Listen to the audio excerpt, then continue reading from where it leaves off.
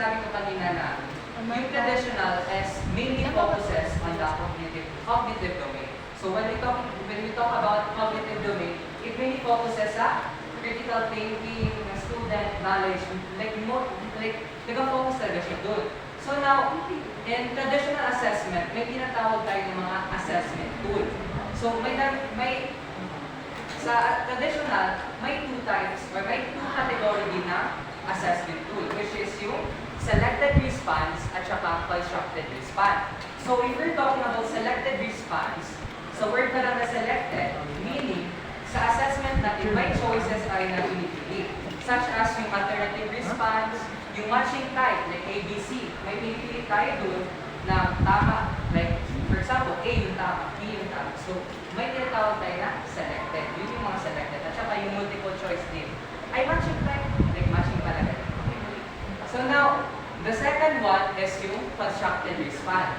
So from the word itself, constructed, therefore, yung sagot ng isang student is need mo pa, or like, ino-construct pa yung sagot during assessment. So katulad ng completion. So for example, sa grammar, like, Ana is lang, like parang ganun. So, need mo palagyan ng verb, yung lang na yun in order for you to have the answer.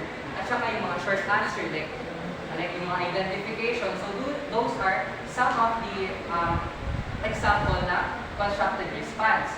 And then, let's add some information dito. Like, examples of selected response type of test are alternate response, such as yung true or false, yun yung sinabi ko kanina, yes or no, 4 or 6, or matching type, and saka yung mga multiple choice.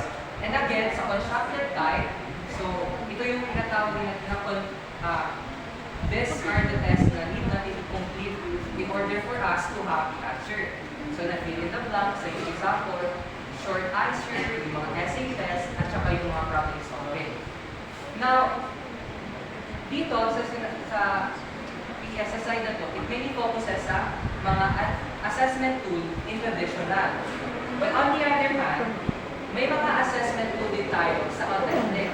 So, kanina sinabi ko na authentic, it mainly focuses sa psychomotor domain. Since di na may-measure, di natin nalalaman ano yung tama or mali ng student in doing sa like, performance or product. So now, yung authentic naman, meron din siyang category, which is, the first one is yung product. So when you say product, ginagawa yung assessment na siya, or may ginagawang process in order may magawa ka na assessment. So katulad yung product output, for example, sa visual, gagawa ka ng graph. So hindi mo kaagad din, di ba, ma-measure like, ay mali siya kasi ano mo, gano'n, may mali ba, like, -1 agad kasi dati, parang hindi mo malaman if saan yung tama, saan yung mali agad dun, since hindi siya multiple choice, hindi mo makakakilang mali ng student, hindi mo makakakilang yung tama ng student, kasi nga, product siya, may performance na nangyayari. So now, sa reflective din is yung journal, hindi mo malaki, ay mali siya dito kasi ganito. Hindi mo siya kalalaman if may tama or mali yung student, since hindi mo makakakilang yung tama at saka ilan yung mali. Now, on the other hand, may tinatawag din tayong performance. So, yung performance task, yun yung mga example na performance. And then, we also have yung mga experiments, yung mga oral presentation, dramatization, yun yung mga types ng performance. So, babasahin ko lang muna itong mga dagdag na information. So, examples of products are reports, papers, research project, at saka yung mga review. But on the other hand, yung mga example na performance, ito yung mga like exhibiting yung mga step ng tapo, yung mga dance, delivering a keynote sa speech, yung pag-open ng computer, at saka yung pag-demonstrate natin in front while teaching. So those are some of example na assessment tool sa authentic.